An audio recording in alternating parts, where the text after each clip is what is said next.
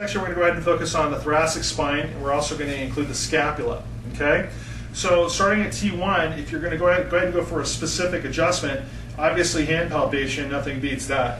But the fact of the matter is, you can use it also on the soft tissue structures, on the rhomboids, on the rhomboids as far as the major and the minor. You can also get up in here into the teres. You can also get supraspinous, infraspinous. And one of the greatest things that this device can offer is it can actually help loosen up subscapularis. You simply have the patient move the hand behind themselves, opening up the wing of the scapula, and very easily, you don't have to crank it in there or anything of the sort, but you just be able to basically find where the tension level is on the subscapularis, move in there, and you can start loosening that up as well. So when we start moving up the line of the subscapularis, that opens up the wing bone here, and it makes it much easier for the patient to get mobility. So as far as bringing the hands in front, a standard procedure that I go ahead and use to get some general range of motion going is we start getting some very easygoing taps. Now the thoracic spine, you can go about, I would suggest 20 to 40%. I wouldn't go full bore as far as pounds per square inch, but I would use it in the 20 to 40 range, so the patient really does get some activation as far as the muscle tissues are concerned, as well as to getting some good motion as far as the vertebrae are concerned.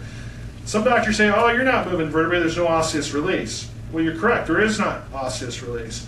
But when you start getting this kind of motion as far as the finger is concerned, you're getting motion in the vertebrae. And you might not get an osseous release, but sometimes that's not what we're looking for. We're actually looking for mobility as far as the joint structure is concerned. So starting at the top and working my way down, not a specific adjustment, but just some global mobilization, you can start working down the spine very easy. And patients usually just love this, especially most patients that come in, especially if they're office workers, will do a lot of slouching. Go ahead, give it to me. There's the slouch. Okay, so they'll start slouching and going down the spine here as far as the mid-thoracic spine. This feels awesome, especially in the slouch zone here, where a lot of patients start noticing and gathering more pain. Transitional areas will always be more sensitive, so you need to make sure that you're also going lighter into those transitional areas. Cervical dorsal, dorsal lumbar, and lumbopelvic, you definitely want to make sure that you're going easier in those transition areas. But as far as a standard adjustment, go ahead and sit up straight. I like to have the patient sitting up straight, and if they're a normal sloucher, still try to have them sit up straight. Starting up at up at T1, start working your way down. And this is very therapeutic to the patient. The patient's enjoying it. There are no breathing instructions necessary as far as the use in this area of the body. Just having the patient relax is what's most important. Once I do a regional adjustment, I start moving down the spine in this area. We can go ahead and move the hands behind the back, both hands please.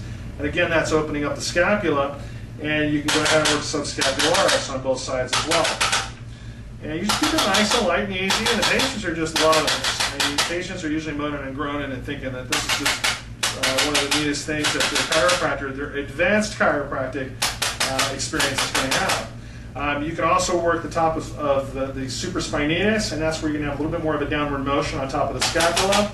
And again, I like to have my hands in contact with the stylus. Some doctors, they want to be far away from it, but I find that you're being able to be much more intimate with the adjustment and being able to feel what the patient's actually getting when your hand is on top of it.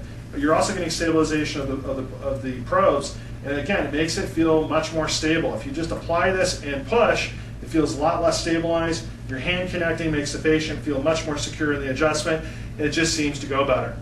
Now this is a regional adjustment. This is just trying to get some general mobilization of the thoracic spine, but I know a lot of doctors want to be much more specific than that, and that's okay. If you want to be more specific than that, your palpatory experience and finding out the vertebral subluxation, you find the level, you mark the level with your hand, you reapply, and again, adjusting the dynamic of the curvature and the kyphosis, we're able to apply that adjustment very specifically.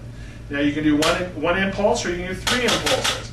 Or this is so easy on the body, you can actually just give a couple of impulses per vertebral level all the way down the spine.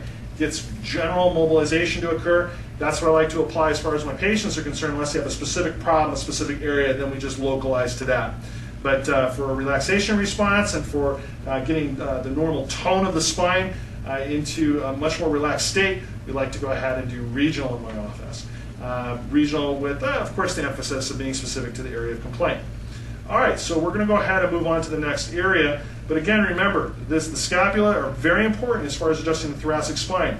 You could also use a single probe in doing costovertebral junction adjustments, In those areas, you would use the single probe. You can be very specific. Somebody's coughed and they coughed a rib out, or they've had done some strenuous activity and caused a rib to be out of place. You can use the single probe in these costovertebral regions and be very specific to the level that you're going. I like to use the dual probe in these regions because it's a straight-on approach.